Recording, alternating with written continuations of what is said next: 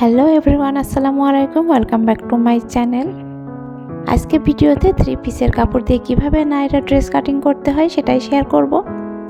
তো আমি এখানে 3 পিসের কাপড় নিয়েছি। তো প্রথমেই আমি ওড়নাটা সরিয়ে রাখছি, তারপরে জামার কাপড়টা নিয়েছি। এখন সম্পূর্ণটা বিছিয়ে দেখিয়ে দিচ্ছি। এটা সামনের অংশটা, তারপরে হাতার অংশটা, আর এটা পিছনের অংশটা। এই যে সম্পূর্ণটা দেখিয়ে দিচ্ছি, তার সঙ্গে ওড়নাটাও রয়েছে।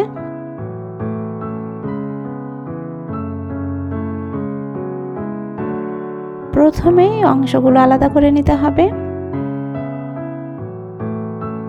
তো আমি অংশগুলো আলাদা করে নিচ্ছি, সামনের অংশ, পিছনের অংশ এবং হাতার অংশটা কেটে আলাদা করে নিচ্ছি।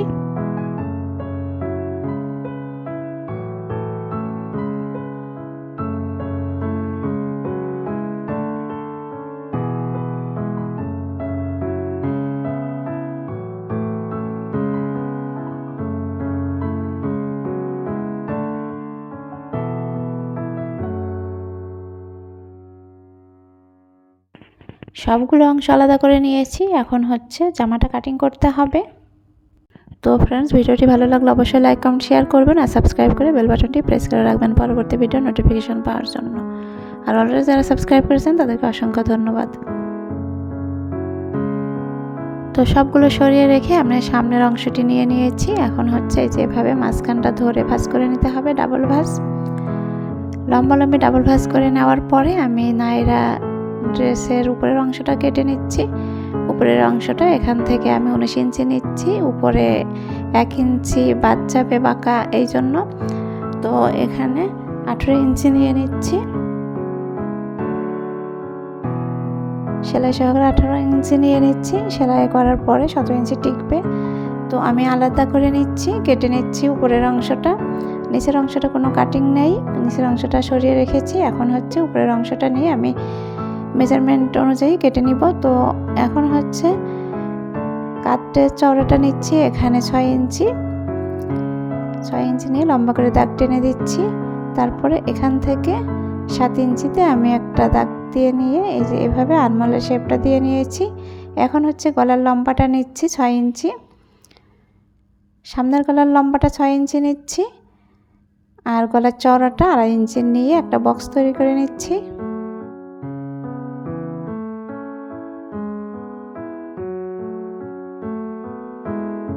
এখন বডির মেজারমেন্টটা, এখানে 10 ইঞ্চিতে একটা দাগ কেটে নিয়েছি। এক্সট্রা নিচে 1 ইঞ্চি সেলাইয়ের জন্য, আর এখানে 9 ইঞ্চি নিচ্ছি কোমরটা, এক্সট্রা নিচে 1 ইঞ্চি সেলাইয়ের জন্য। তারপরে দাগগুলো মিলিয়ে দিচ্ছি। এখানে 1 ইঞ্চি আমি এভাবে রাউন্ড করে দিচ্ছি। তারপরে দাগ অনুসারে কেটে নিতে হবে।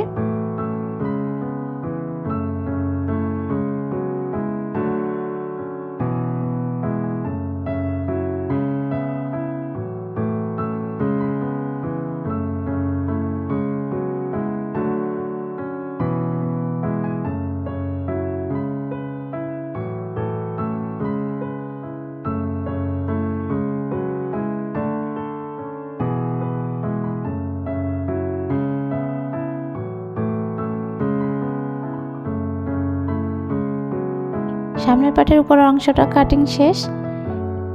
এখন পিছনের পার্টটি আমি ডাবল ভাঁজ করে নিয়েছি। সামনের পার্টের অংশটি, উপরের অংশটি বসিয়ে তারপরে কেটে নিব। তো এখন হাতাটা কাটিং করছি। তো হাতাটা আমি যেভাবে ডাবল ভাঁজ করে নিয়েছি, 2টা হাতা পরাপর রেখে ডাবল ভাঁজ, 4 ভাঁজ হয়েছে এখানে। তারপরে আমি এভাবে 6.5 ইঞ্চি মুহুরিটা নিয়ে যেভাবে দাগ দিয়ে মিলিয়ে নিচ্ছি। উপর থেকে 3 ইঞ্চিতে আমি দাগ কেটে নিয়ে আরমোলের শেপটা দিয়ে নিয়েছি। এখন দাগ অনুসারে কেটে নিচ্ছি।